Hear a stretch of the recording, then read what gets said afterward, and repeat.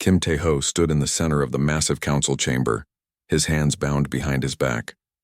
The room was enormous, bigger than any building he had ever seen on Earth. 12 different alien species sat in a circle around him, each one looking down from their floating platforms. The air smelled strange, like metal and ozone, and the gravity felt slightly wrong under his feet. Tae-ho tried to keep his face calm, but his heart was beating fast. He knew he was in serious trouble. The theft from the Vorthon research facility had been a mistake, but his people needed that technology. Earth was dying, and the Galactic Council had refused to help them for the third time. Behind him, Yoon Dami shifted nervously. She was his aide and the only other human in the room. Dami was smart, much smarter than most people gave her credit for. She had studied alien biology for years and knew more about different species than anyone else on their diplomatic team. Right now, she looked scared. "The human stands accused of theft," announced Council Prime Veltar. The Draconis leader was 12 feet tall with scales that changed color when he spoke. His voice was deep and made the floor vibrate. He broke into a restricted facility and stole classified technology. Researcher Kick Small floated forward on his platform. The Vorthon scientist had 6 arms and eyes that glowed blue in the dim light. "The technology he stole could have destroyed my entire laboratory," Kiximal said, his voice high and angry. "It was not ready for use. He put everyone at risk." Tae-ho wanted to argue, but he knew it would not help. The truth was simple. His team had broken into the lab because Earth needed help. Their planet was running out of clean water and breathable air. The Council had the technology to fix it, but they refused to share it with humans. They said humans were too young, too dangerous, too unpredictable. "What is your defense, human?" Veltar asked. Tae-ho lifted his chin. "My people are dying. We asked for help 3 times. You said no every time. We took what we needed to save our world." Several aliens made angry sounds. The crystalline representative's body flashed red with rage. The aquatic delegate's tentacles writhed in their water tank. "Theft is theft," said the insectoid representative from the Hive Collective. "Punishment must follow." "The question," Veltar continued, "is what punishment fits this crime?" Dami stepped forward. "Council Prime, if I may speak?" Veltar's scales turned darker. "The human's aide may speak, but briefly." "Tae-ho is a good man," Dami said quickly. "He served in Earth's military for 15 years. He saved hundreds of lives in 3 different wars. He only did this because his government was desperate. Surely the Council can show mercy." The ethereal representative laughed, a sound like breaking glass. "Mercy? This creature broke our most sacred laws. In our space, theft means death." Several other aliens agreed. Tae-ho felt his stomach drop. He had known this might happen, but hearing it out loud made it real. "Wait," Veltar said, raising one clawed hand. "Perhaps there is another way." The chamber grew quiet. All eyes turned to the massive Draconis leader. "Death seems wasteful," Veltar continued. "This human claims to be brave, claims to be a survivor. Let us test this claim. What do you propose?" asked the mechanical representative, its voice coming through speakers. Veltar's scales turned a deep purple, which Dami had told Tae-ho meant the alien was pleased with himself. "Kithra Prime." The chamber erupted in shocked sounds. Even species that did not like each other started talking quickly among themselves. Dami grabbed Tae-ho's arm, her face white with fear. "You cannot be serious," the aquatic delegate bubbled from his tank. "That world is forbidden. Even our greatest warriors cannot survive there." "Exactly," Veltar said.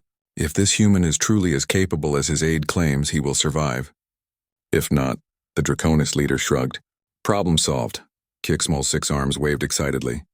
"The Shadow Maw lives on that world. Nothing survives the Shadow Maw. We have sent expeditions there 12 times. None returned." "What is the Shadow Maw?" Tae-ho asked. The chamber fell silent. Finally, Veltar spoke. "A creature of legend.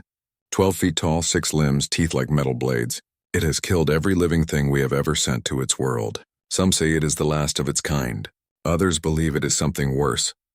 "How long would I have to survive?" Tae-ho asked. 1 standard year, Veltar replied. "If you live for 1 year on Kithara Prime, all charges against you and your species will be dropped.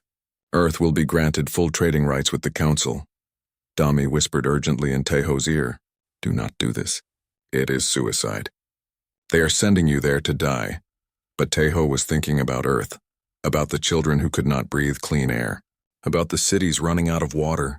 About his sister's family living in the underground shelters because the surface was too polluted. "I accept," he said loudly. The chamber erupted again. Some aliens seemed shocked. Others looked pleased. Feltar's scales turned bright gold. "Excellent," the Council Prime said. "You will be transported to Cathera Prime tomorrow. You may take basic survival gear, but no weapons and no communication devices." "Wait," Dami said. "Can I give him some things?" "Personal items?" Feltar considered this. Non-threatening personal items only. They will be inspected. As the guards led Taiho away, Dami walked beside him. She pressed something small into his hand when the guards were not looking. It felt like a data chip. "Remember what I taught you about animal behavior," she whispered. "Every creature can be understood if you know how to look." The holding cell was small and cold. Taiho sat on the hard bench and examined what Dami had given him. It was indeed a data chip, but it was hidden inside what looked like a simple memory device with pictures of his family. Clever Dami had downloaded something important for him. Through the small window he could see stars. Somewhere out there was Cathera Prime, and the creature called Shadowmaw. Somewhere out there was what the entire Galactic Council believed would be his death. Taiho smiled grimly. They did not know humans very well. He had survived 3 wars, had worked with military dogs in combat zones, and had lived through things that would have broken other people. He had one advantage the Council did not know about. Humans were very good at making friends with dangerous animals. Tomorrow, he would find out if that was enough to survive a death world and face a legendary monster. For Earth, for his family, for his species, he had to try. The shuttle shook violently as it entered Cathera Prime's atmosphere. Taiho gripped his seat, watching through the small window as red lightning split the dark sky. The planet below looked angry, covered in storms that never seemed to end. The pilot, a nervous Forthan, kept checking his instruments. "I cannot land at the planned spot," the pilot said. "The electromagnetic storms are too strong. I must put you down in the Crimson Wastes instead." "Is that worse?" Taiho asked. The pilot's 6 arms trembled. "Much worse. But it is the only clear area I can reach." "I am sorry, human." The landing was rough. The shuttle bounced twice before sliding across rocky ground. Warning lights flashed red inside the cabin, and smoke filled the air. The pilot worked frantically at his controls. "The ship is damaged," he said. "I cannot take off. The storms have destroyed our systems." Through the window, Taiho could see the landscape outside. Red rocks stretched in every direction, twisted into strange shapes by constant wind. In the distance, crystal trees grew in impossible patterns, their branches glowing with soft blue light. The sky was dark purple, filled with clouds that sparked with electricity. "How long before another ship comes?" Taiho asked. The pilot looked at him sadly. "They will not come. This is exile, remember? You are meant to die here." The pilot gave Taiho his survival pack and sealed himself back in the damaged shuttle. Taiho understood. The Forthan would wait for rescue, but Taiho was on his own. The air outside was thin and cold. Each breath felt like ice in his lungs. The gravity was stronger than Earth's, making every step feel heavy. Taiho pulled his coat tighter and started walking toward a cluster of rocks that might provide shelter. The wind was constant and harsh, carrying the smell of metal and something else he could not identify. In the distance, he heard a sound that made his skin crawl. It was deep and echoing, like a roar, but more intelligent, more purposeful. Taiho found a small cave between 2 large rocks. It was not much, but it would keep the wind off him. He set up his basic camp and checked his supplies. Food for 2 weeks if he was careful, water for 5 days, a simple heater that would work for maybe a month. After that, he would have to survive on what he could find. As darkness fell, the sounds got worse. Scratching noises came from the rocks around him. Heavy footsteps echoed across the wasteland, and always that deep roaring in the distance, sometimes close, sometimes far away. On his 2nd day, Taiho found the bones. They were scattered around what looked like an old campsite, maybe a mile from his cave. The bones were big from creatures he did not recognize, but among them, he found something that made his blood run cold, a skull that was clearly from an intelligent species. Then another, and another. These were the remains of previous exiles. The Council had been sending people to this world for a long time, and they all ended up the same way. Taiho studied the bones carefully. His military training had taught him to read a battlefield, and this was definitely a battlefield. The way the bones were scattered told a story. Something big had attacked these campsites, something that killed quickly and efficiently. But as he looked closer, Tejo noticed something strange. The attacks were not random. The bones were arranged in patterns. Some camps had been completely destroyed. Others had been left almost untouched except for the people inside. It was like the creature was being selective. That night, Tejo heard it clearly for the first time. Footsteps heavy and deliberate circling his camp. He stayed very still in his cave, barely breathing. Through a crack in the rocks, he caught a glimpse of something moving in the darkness. It was huge, at least 12 feet tall, with 6 legs that moved like a giant cat's. Its eyes reflected the light from his small heater, glowing green in the dark. The Shadow Maw. It had found him, but it did not attack. It just watched. For hours it stayed outside his cave, sometimes moving, sometimes perfectly still. Tejo could feel its intelligence the way it studied him. This was not a mindless beast. It was thinking, planning, trying to understand what he was. When morning came, the creature was gone. But it had left something behind. Scratches in the rock near his cave entrance. They were not random scratches. They formed a pattern, almost like symbols. Tejo spent the day exploring carefully, always staying within sight of his cave. He found more evidence of the creature's intelligence. Piles of rocks arranged in specific ways, bones placed in patterns that seemed deliberate. And everywhere, those same symbol-like scratches. The hidden data chip Dami had given him was still in his pocket. That evening, he activated it carefully. She had downloaded Earth's entire database of animal behavior and training techniques. Information about wolves, big cats, elephants, dolphins, every intelligent animal humans had ever worked with. As he read through the files, Tejo began to understand something important. The Shadow Maw's behavior reminded him of pack animals he had worked with in the military. The way it watched but did not attack. The territorial markings. The selective hunting patterns. This creature was not just a killer. It was a social animal that had been alone for too long. On the 4th night, the Shadow Maw came closer. Tejo could hear it breathing just outside his cave. This time, he did something that went against every survival instinct he had. He spoke to it. "I know you are out there," he said quietly. "I know you are listening." The breathing stopped. "I am not here to hurt you," Tejo continued. "I am stuck here just like you are." A low rumble came from outside.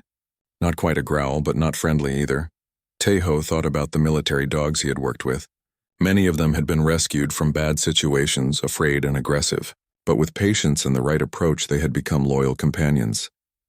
"You have been alone for a long time," he said to the darkness outside.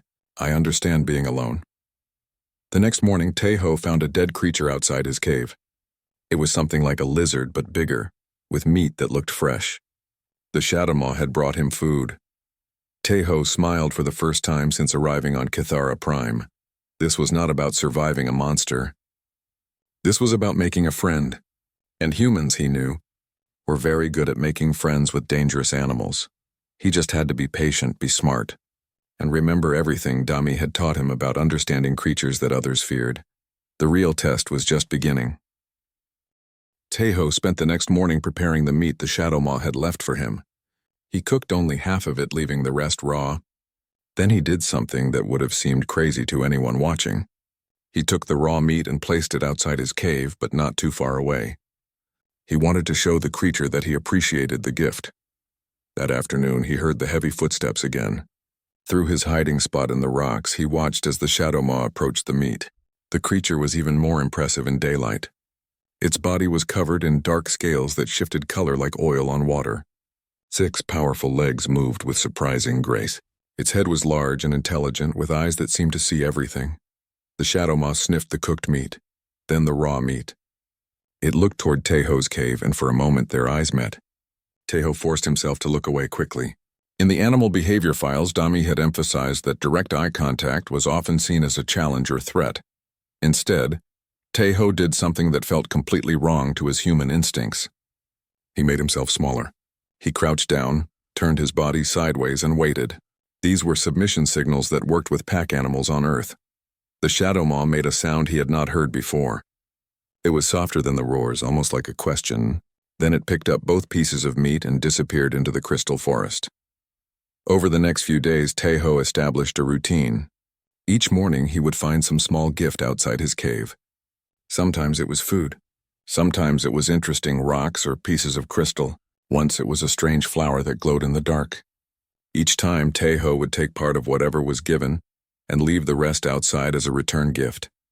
He was learning the creature's language of gifts and respect. On the 7th day, the Shadow Maw let him see it eating. It stayed about 50 yards away, but it no longer hid completely. Taeho sat outside his cave, moving slowly and keeping his head down. He talked quietly while the creature ate, the same way he used to talk to nervous dogs in the military. "You are beautiful," he said. "I bet you were not always alone. Pack animals do not do well by themselves." The Shadow Maw's head came up at the sound of his voice. Its ears, which Taeho had not noticed before, turned toward him like a cat's. "Something happened to your family, did not it?" Taeho continued.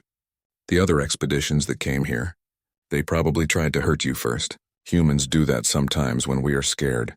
The creature made that soft questioning sound again. Taeho reached into his pack and pulled out one of his food rations. Slowly, he broke it in half and threw one piece toward the Shadow Maw. Not close enough to threaten, but close enough to show trust. The creature approached the food carefully. It sniffed it, looked at Taeho, then ate it. For the first time, Taeho heard what might have been a pleased sound. "You like that?" Taeho smiled. "There is more where that came from, but we have to make it last."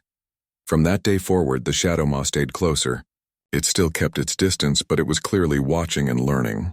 Taeho noticed that it copied some of his behaviors. When he organized his supplies, the creature would arrange rocks in similar patterns. When he stretched in the morning, it would stretch too. This was definitely an intelligent social animal. 2 weeks into his exile, Taeho made a breakthrough. The Shadow Maw had been watching him struggle to find clean water. The streams in the area were poisonous, full of chemicals that burned his throat. He was running low on his water supply and getting desperate. The creature suddenly stood up and walked away. Taeho thought he had done something wrong, but an hour later, the Shadow Maw returned. It approached closer than ever before, stopping only 10 feet away. Then it did something amazing. It gestured. Using its head and one of its front legs, the creature pointed toward the crystal forest. Then it made a drinking motion with its mouth. It was trying to tell him something about water. Taeho stood up slowly. "You know where there is good water?" The Shadow Maw turned and walked a few steps toward the forest, then looked back at him. The message was clear: follow me. This was the moment of trust. Either this creature was trying to help him, or it was leading him into a trap. Taeho thought about everything he had observed. The gifts, the patient watching, the copying of his behaviors. This was not the behavior of a predator planning to kill. This was the behavior of a social animal trying to make a connection. Taeho picked up his water containers and followed. The Shadow Maw led him through the crystal forest, moving carefully and often looking back to make sure he was following safely. The creature seemed to know exactly where to step to avoid the dangerous areas. They walked for about an hour before reaching a hidden valley.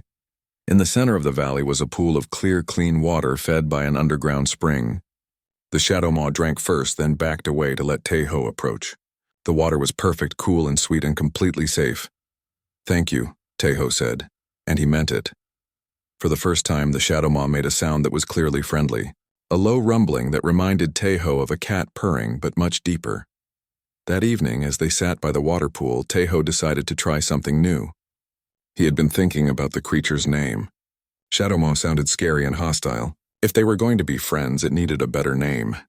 "I am going to call you Storm," he said, "because you move like the storms on this planet. Powerful and beautiful." The creature's head tilted, listening.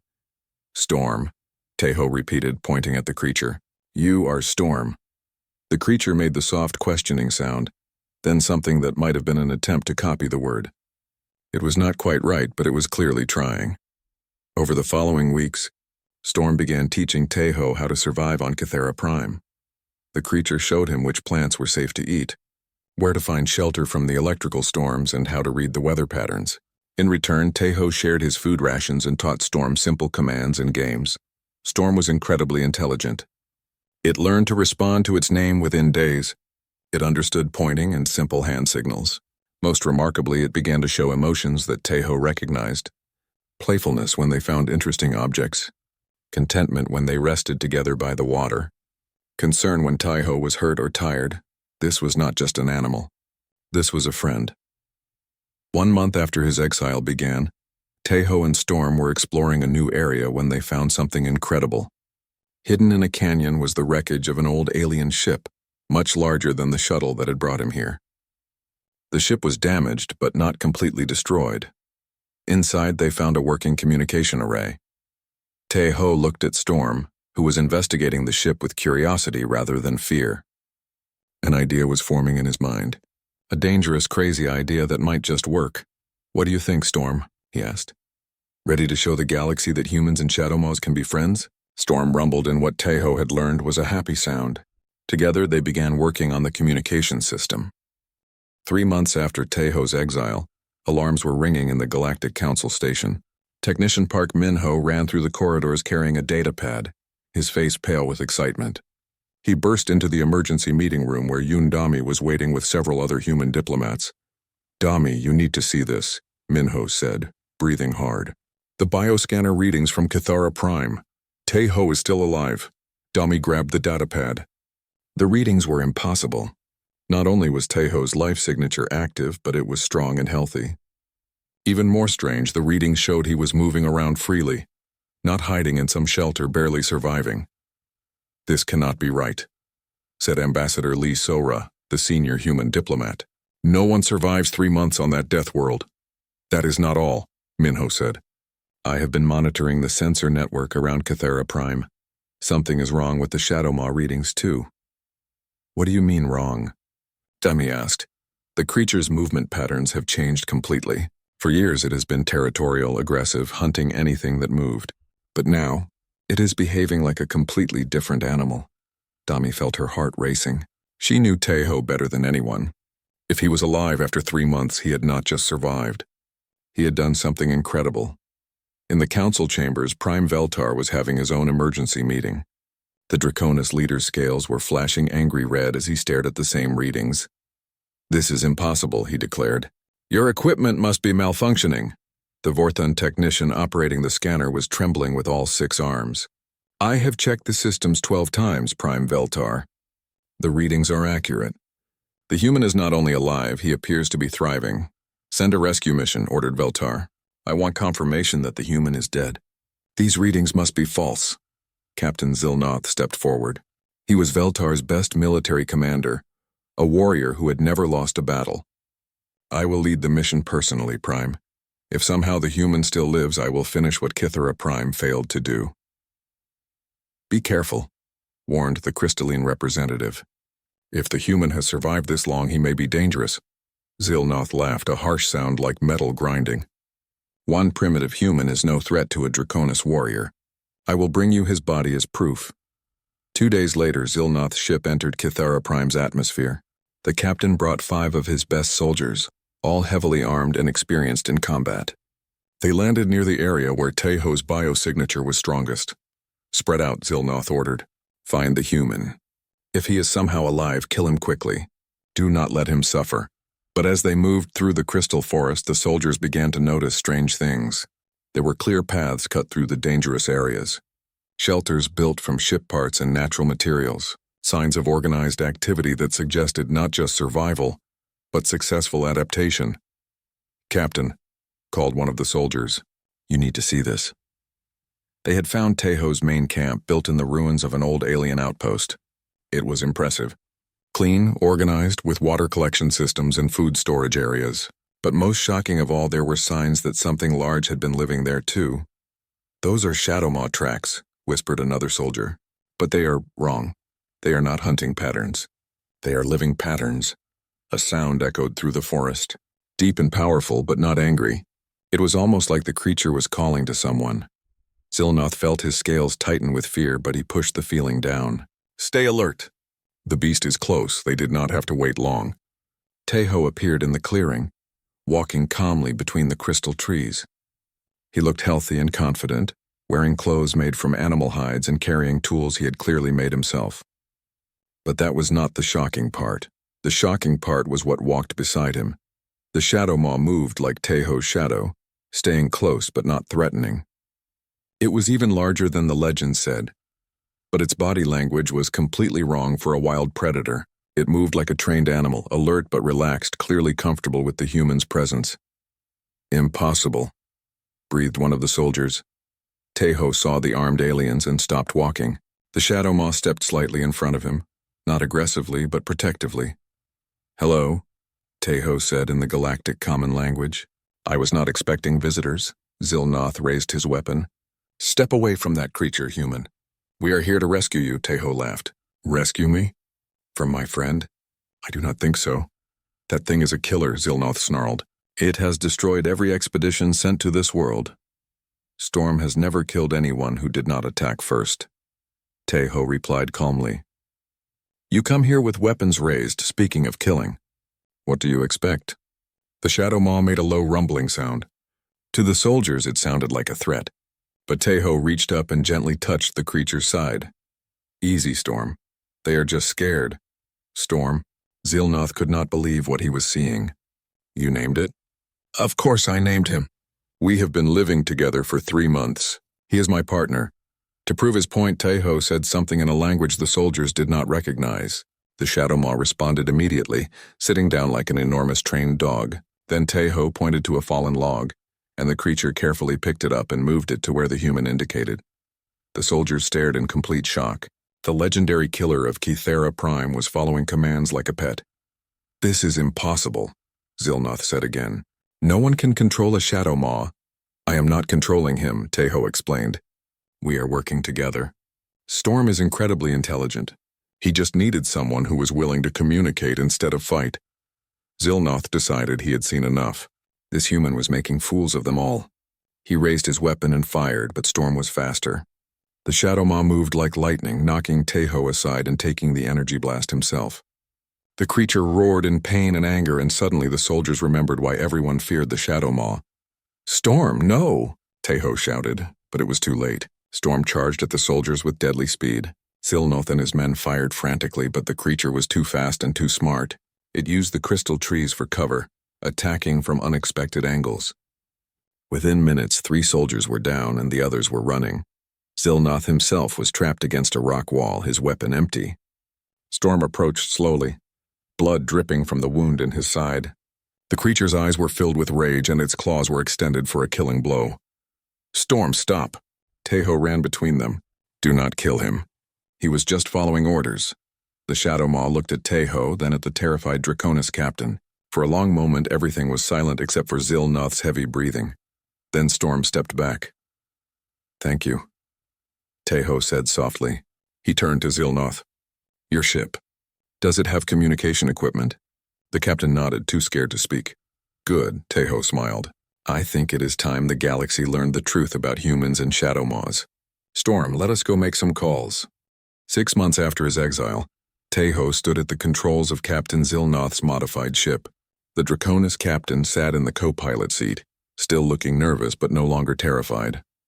Over the past 3 months, he had learned to respect both the human and his impossible companion. Storm lay on a specially built platform behind them, wearing a harness that Tejo had crafted from salvaged materials. The harness was not for control. Storm could remove it any time he wanted.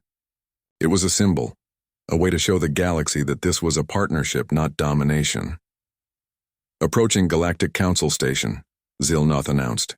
"They are requesting identification." "Tell them Captain Zilnoth is returning with a very special cargo," Tejo said with a smile. The docking bay was crowded when they landed. Word had spread through the station that something incredible was happening. Aliens from dozens of species pressed against the viewing windows, trying to get a look at the ship that had returned from the Death World. Yundami was waiting at the docking ramp with Ambassador Lee Sora and a full diplomatic escort. When the ship's door opened and Tejo stepped out, Dami almost cried with relief. "You crazy fool," she said, running to hug him. "We thought you were dead." "Not dead," Tejo grinned. "Just making friends." Behind him, Storm emerged from the ship. The creature had to duck to fit through the doorway, and his presence sent waves of shock through the watching crowd. Several aliens screamed and ran. Others fell to the ground in terror, but Storm just looked around with calm curiosity, staying close to Tejo. "This is Storm," Tejo announced to the crowd. "My partner and friend." Prime Veltar pushed through the crowd, his scales flashing every color of rage and disbelief. "This is impossible. That creature should have killed you months ago." Storm has never killed anyone who did not threaten him first, Tejo replied. Every expedition you sent to his world came with weapons and aggression. Storm was just defending himself. To demonstrate, Tejo spoke to Storm in the simple language they had developed together. The massive creature immediately sat down, then rolled onto his back like a playful dog. The crowd gasped. He is showing submission, Dami whispered in amazement. A shadow maw is showing submission to a human. Beltar sputtered with anger. Tricks, drugs. The human must be using some kind of mind control. No tricks, Captain Zilnoth said, stepping forward. All eyes turned to the Draconis warrior. I have lived with them for 3 months. I have seen how they interact. The human treats the creature with respect and kindness. In return, the Shadow Maw protects and helps him. It is partnership. Impossible, declared the ethereal representative. Shadow Maws are mindless killers. Storm is incredibly intelligent, Tejo said. He pulled out a datapad and showed images he had recorded. Watch this. The recording showed Storm solving complex puzzles using tools to build shelters, and even drawing patterns in the sand that resembled the mathematical symbols the Vorthon used. The crowd watched in stunned silence. He understands mathematics? Whispered researcher Kicksmull. Better than most species, Tejo confirmed. Storm is not just intelligent. He is creative, emotional, and capable of complex reasoning. He was never a mindless killer. He was a lonely, misunderstood creature defending his territory. Veltar was not convinced. Even if this is true, one tamed beast proves nothing. You got lucky, Tejo smiled. Who said there was only one? He activated the communication system on Zilnoth's ship. Images appeared on the main screen showing the crystal forests of Kythera Prime. But these were not empty wastelands. The forests were full of activity. Creatures moved between the crystal trees. Dozens of them. Some looked like Storm, but others were completely different. They were flying creatures with rainbow wings, 6-legged cats the size of horses, and massive creatures that looked like walking trees. All of them moved with purpose and intelligence.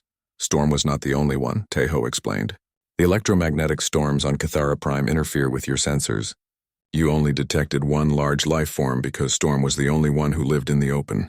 The others have been hiding in the deep forests and underground caves. The images showed something even more incredible. The creatures were working together, building structures, caring for young, creating what could only be called a civilization. They are all intelligent? Zora asked in amazement. Every single one, Tejo confirmed, and every single one has been labeled as a dangerous monster by the Council. You have been exiling people to a world full of lonely, frightened creatures who just wanted to be left alone. Storm made a soft sound and nuzzled Tejo's shoulder. The human reached up to scratch behind the creature's ear, and Storm rumbled with contentment. Over the past 6 months, Storm and I have been making contact with the other species on Kythera Prime. Tejo continued. They are all social creatures who have been isolated and misunderstood. With patience and respect, every single one of them can form bonds with other species. The council chamber was completely silent. Representatives who had been certain that humans were primitive and dangerous were watching a human demonstrate a level of interspecies communication they had never imagined possible. How? Asked the Hive Collective representative. How did you accomplish what our greatest scientist could not? Tejo thought of his years working with military dogs, of Dami's teachings about animal behavior, of long nights sitting with Storm and learning to communicate without words. Humans have a gift, he said simply. We are very good at making friends with creatures that others consider dangerous. We do not see monsters. We see individuals who need understanding. Veltar's scales had gone completely gray, a sign of defeat. What do you want, human? Justice, Tejo replied. And partnership. The creatures of Kythera Prime are not monsters to be feared. They are potential allies with incredible abilities. Storm can navigate electromagnetic storms that destroy our ships. The flying creatures can predict weather patterns days in advance. The tree walkers can communicate across vast distances without technology. You want us to make peace with them? The aquatic delegate asked. I want you to recognize them as the intelligent beings they are, Tejo said. Give them full rights as citizens of the galaxy. Let humans serve as ambassadors between your species and theirs. We can help you understand each other. Dami stepped forward. The council has spent years rejecting human requests for membership. You said we were too young, too unpredictable. But Tejo has done something none of your species could do. He has made peace with creatures you feared for generations. Storm raised his head and looked directly at Veltar. For a moment, the massive creature and the Council Prime stared at each other. Then Storm did something that shocked everyone. He bowed his head in a gesture of respect. Veltar's scales slowly changed to a deep blue, the color of respect among his people. "The charges against humanity are dropped," the Prime announced. "Earth will be granted full trading rights and membership in the Galactic Council." The crowd erupted in cheers and amazed sounds.